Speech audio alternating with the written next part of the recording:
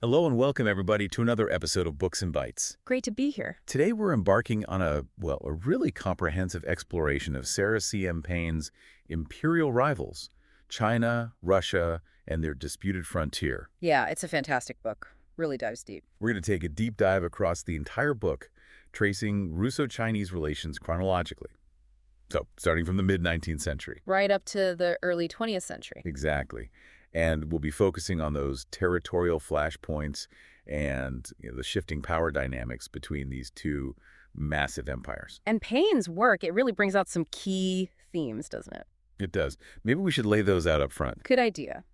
So, first off, there's this fundamental strategic tension. You've got an expansionist Russia really focused on acquiring territory. Yeah, land was the main goal for Russia here, unlike some other European powers who were more about trade. Precisely. And then you have China sort of in decline, trying to hold on to its borders. And their whole approach to diplomacy was different too, right? Yeah. The tribute system versus European law. Absolutely. A major clash there. Hmm. China's clinging to its traditional hierarchical tribute system, Mm-hmm. while Russia's operating under, European international law concepts, equal states, treaties, that sort of thing. Which China just didn't really recognize in the same way. Not at all. And Paine makes it clear that China's own internal weaknesses were a huge factor. Yeah, the lack of industrialization, those massive internal rebellions, it really hampered their foreign policy. Definitely. And then there are these myths Paine talks about. Oh, right, like the myth of Russo-Chinese friendship. Yeah, that one. And also the idea of Chinese moderation or even supremacy. These ideas, she argues, kind of clouded judgment on both sides, led to misperceptions. Which had real consequences, like the huge territorial losses China suffered, the Amur region, the Ussuri. And later the High Valley, Mongolia, significant losses. Plus, you have other players getting involved, Britain, Japan, making things even more complicated. Yeah. Right, and Paine shows how all this history, these disputes, this power shifting, it really leaves a long shadow. It impacts the border even today and shapes Chinese national identity. Okay, so that gives us a good overview. Let's dive into the chronology then. Starting back in the mid-19th century, what was the scene like?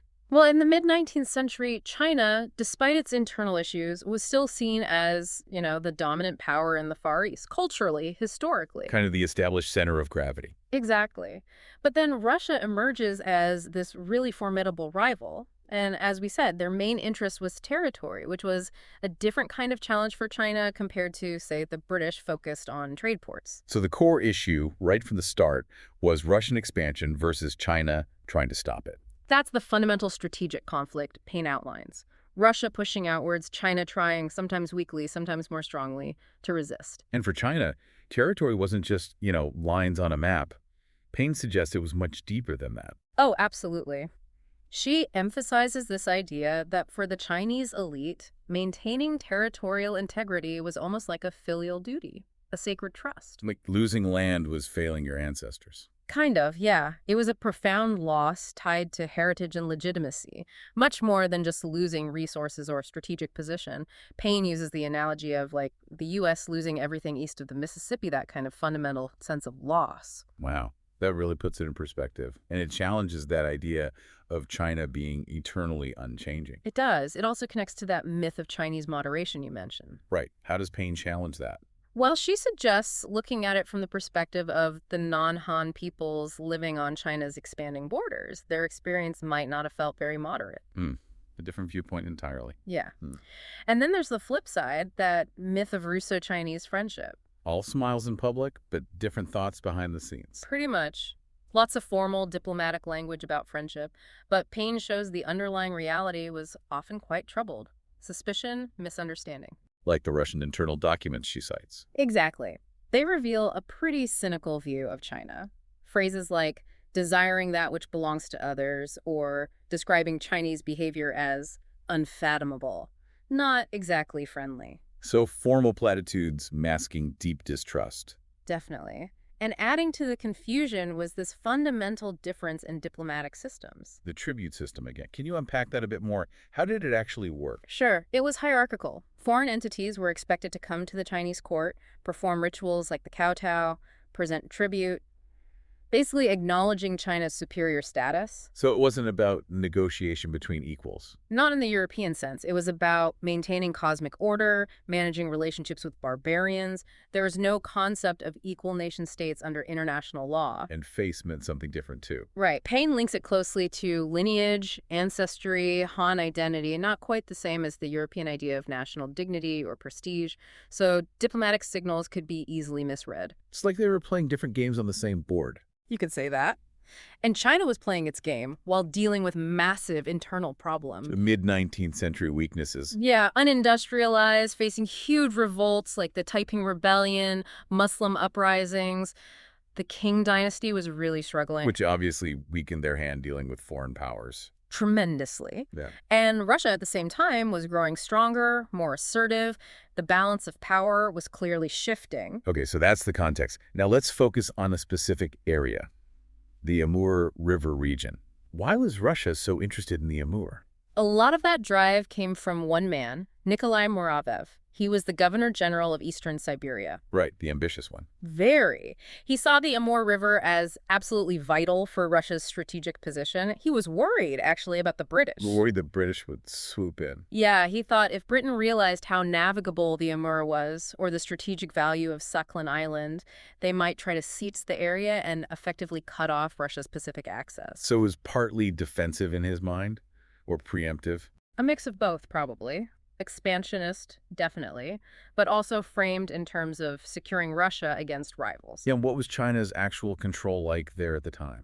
Well, China considered the whole basin theirs, but their actual administration was pretty thin on the ground, mostly concentrated further downriver near the coast. While the Russians had been exploring. Exactly. Explorers like Novelskoy had confirmed Sakhalin was an island, the Amur was navigable, info that St. Petersburg was initially a bit skeptical about, interestingly. But it gave Muravev the knowledge he needed. It did. And he got authorization around the mid-1850s to sort out the border issues. Instructions to negotiate a treaty. Yes, secure the north bank of the Amur, get trade privileges. And Muravev wanted to do this negotiation locally, on the border, away from other European eyes in Peking. But he didn't wait for negotiations, did he? Not really. He kind of jumped the gun. Started setting up shop. Pretty much. From late 1855 onwards, he just started establishing Russian military posts, bringing in settlers, Cossacks, all along the Amur. Regardless of Chinese protests. He largely ignored them. When Chinese officials complained, he'd kind of brush them off, even claim Russia needed more land on the Chinese side for supplies. Wow, bold move. How did Peking react? Cautiously. The Xian Feng emperor told his border officials to avoid military conflict. They did manage to expel some Russian groups occasionally. But overall, the lack of a strong military response allowed Russia to dig in, build up their posts, bring in better weapons. A calculated risk by China that backfired. It seems so. Russia just kept consolidating its presence. And Muravev thought he understood why China was being hesitant. Yeah, by 1857, he figured the Manchus were mainly scared of losing face domestically if they ceded territory. He didn't get the deeper mandate of heaven aspect. Right. The connection to ancestral lands. Paine suggests he didn't fully grasp that. He saw it more as a practical political problem for the king rulers, not this fundamental issue of legitimacy. Again, that clash of worldviews. China appealing to history and morals. Right, pointing to older treaties, using Confucian language. While Russia was all about geopolitics and power. Exactly. China seemed to hope Russia would care about loss of face on the international stage, but that didn't really factor into Muravev's calculations. And the emperor himself was a bit contradictory, wasn't he? Refusing talks in Peking, but admitting there were border issues. Yes, a difficult position, caught between tradition and the new reality. And then other European powers complicated things further with the treaties of Tientsin. Right, 1858. China forced to sign treaties with Britain, France, the U.S., granting major concessions, diplomatic missions in Peking, opening rivers to navigation. And Russia saw an opportunity in that. They did. They worried Britain might use these new rights to push into North China, near Russia's areas of interest, so it added urgency for Russia to lock down its own claims. Which leads directly to the Treaty of Agun, also in 1858. How did Muravev pull that off? He really leveraged China's weakness after Tientsin and the ongoing internal chaos. He negotiated directly with the local Chinese commander, Ashan, used pressure, implied threats. And got the north bank of the Amur. The whole North Bank ceded to Russia.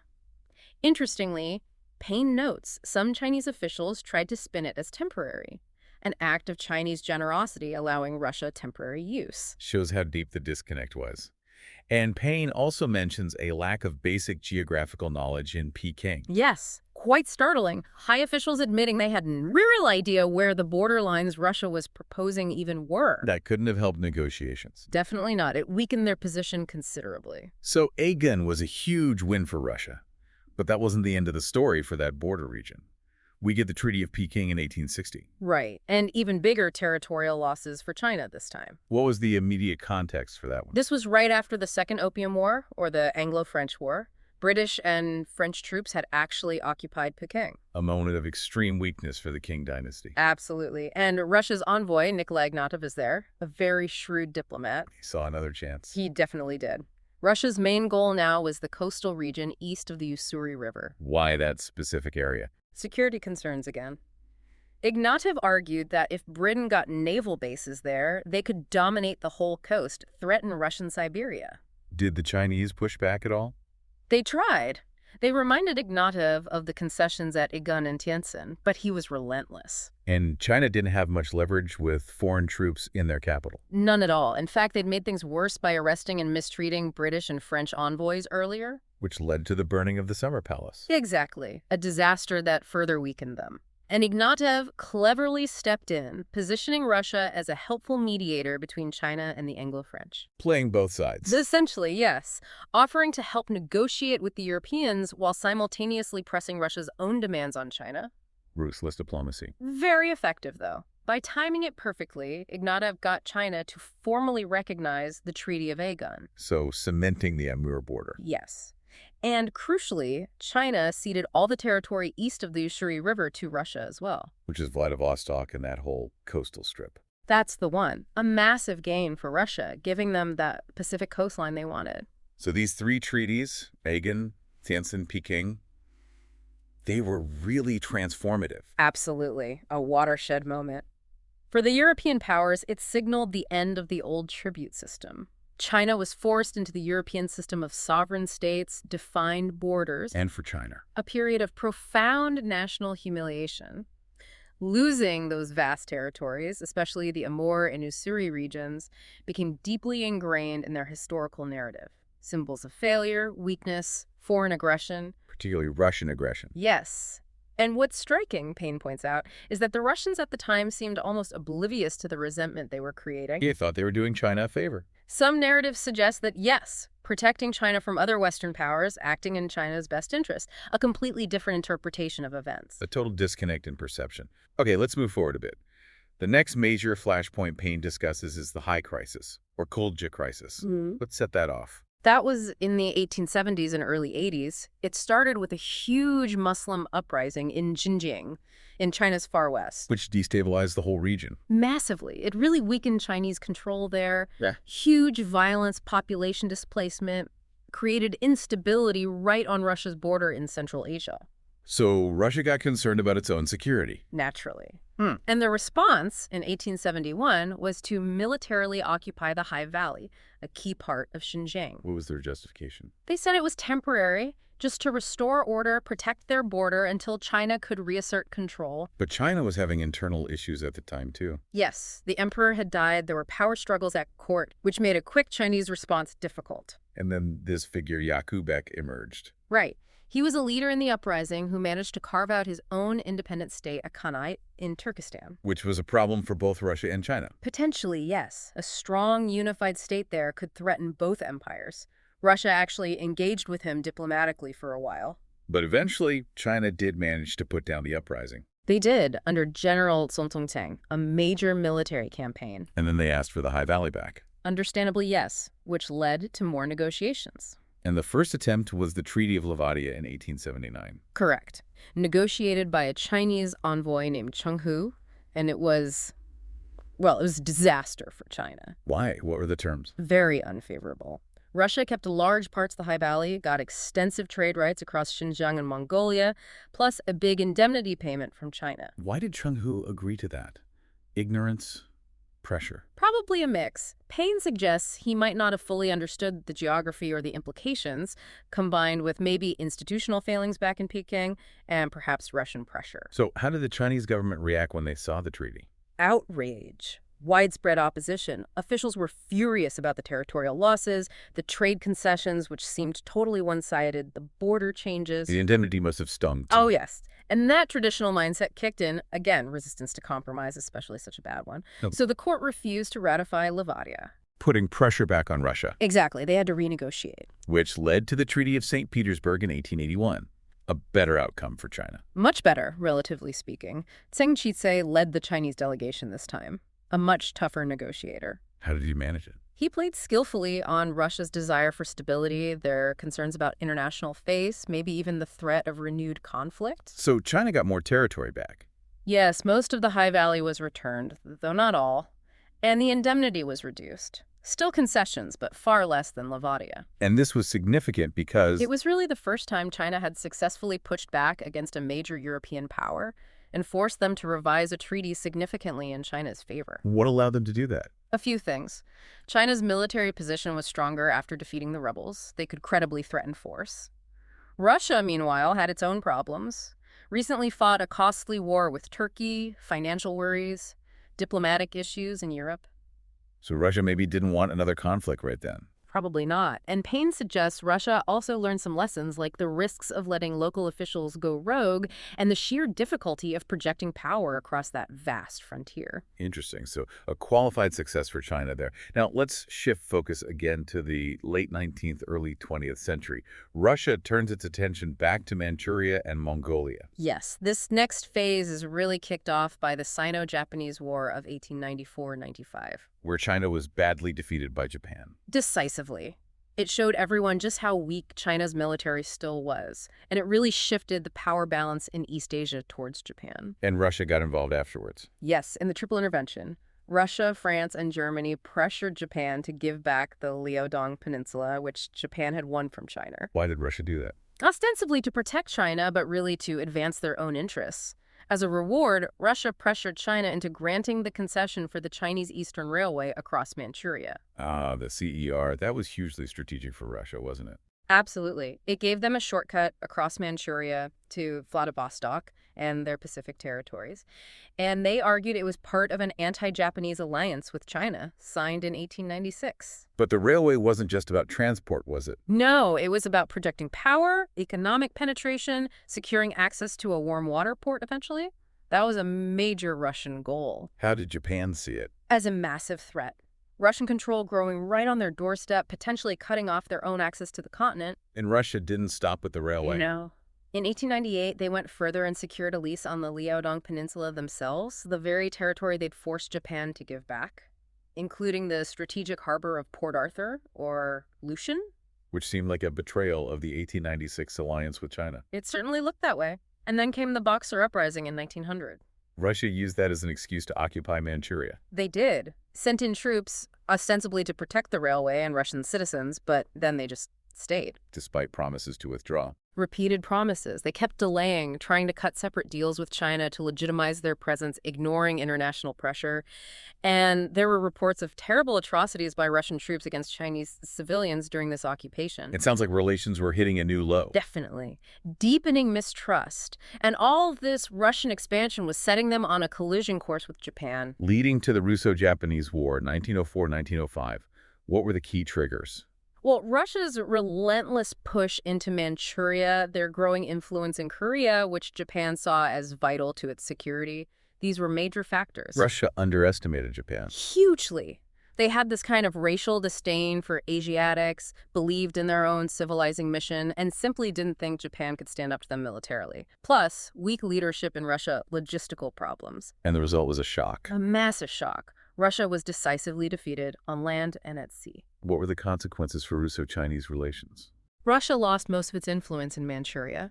Japan took over the lease of Liaodong, gained control in southern Manchuria and Korea. Russia became much more cautious, especially regarding Mongolia. Ah, Mongolia. Yeah. What was Russia's policy there after the war?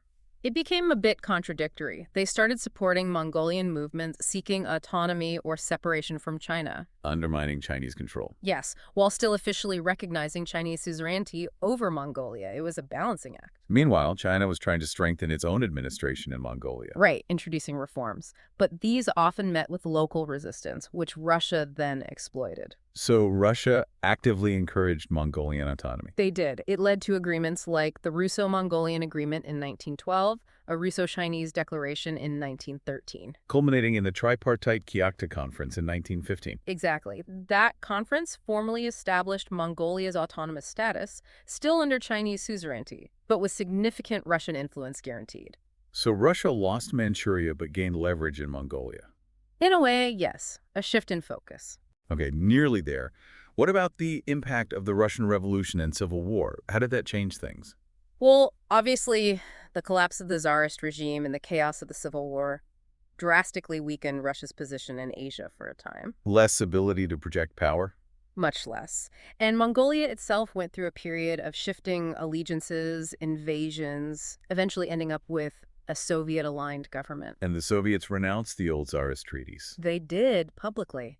The Karakan Declaration in 1919 promised to give up the unequal treaties and privileges, though, as Paine notes, the actual implementation wasn't always straightforward or complete. Did China try to take advantage of Russian weakness to regain control in Mongolia? They certainly made efforts, yes, but ultimately Mongolia remained effectively outside direct Chinese control, leaning towards Soviet Russia.